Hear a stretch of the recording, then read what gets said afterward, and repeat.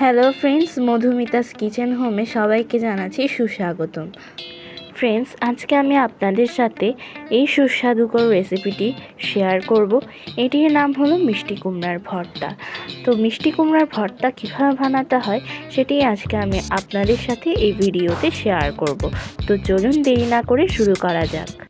আজকের মিষ্টি কুমড়া ভর্তাটি হলো সম্পূর্ণ নিরামিষ।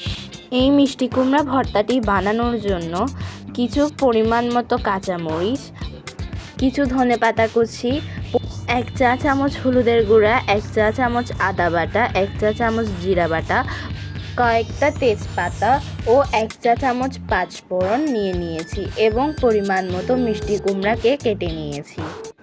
তারপর গ্যাসের চুলা অন করে তার মধ্যে কড়াই বসিয়ে দিতে হবে। তারপর কড়াই গরম হয়ে এলে তাতে পরিমাণ মতো তেল দিয়ে দিতে হবে। তারপর তেল গরম হয়ে আসলে তার মধ্যে পাঁচফোড়ন দিয়ে দিতে হবে।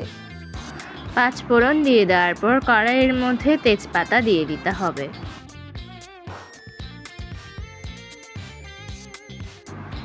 তেজপাতা দেওয়ার পরে সেখানে কেটে রাখা মিষ্টি কুমড়াগুলো দিয়ে দিতে হবে।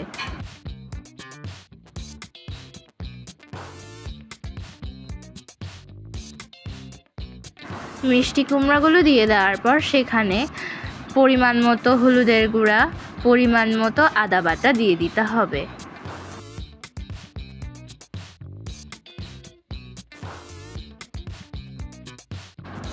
তারপর সেখানে পরিমাণ মতো কাঁচামরিচ দিয়ে দিতে হবে।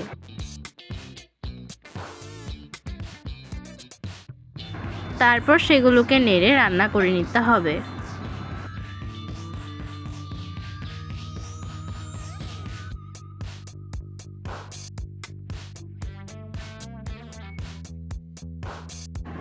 তারপর সেখানে পরিমাণ মতো লবণ দিয়ে দিতে হবে।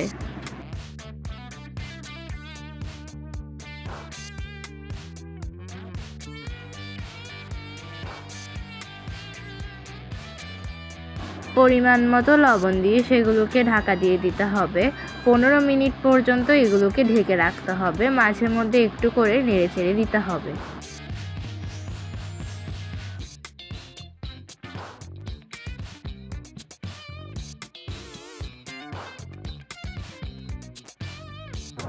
তো ফ্রেন্ডস, মিষ্টি কুমড়োগুলোকে নামিয়ে ভর্তা করে গরম গরম পরিবেশন করুন মিষ্টি কুমড়া ভর্তা।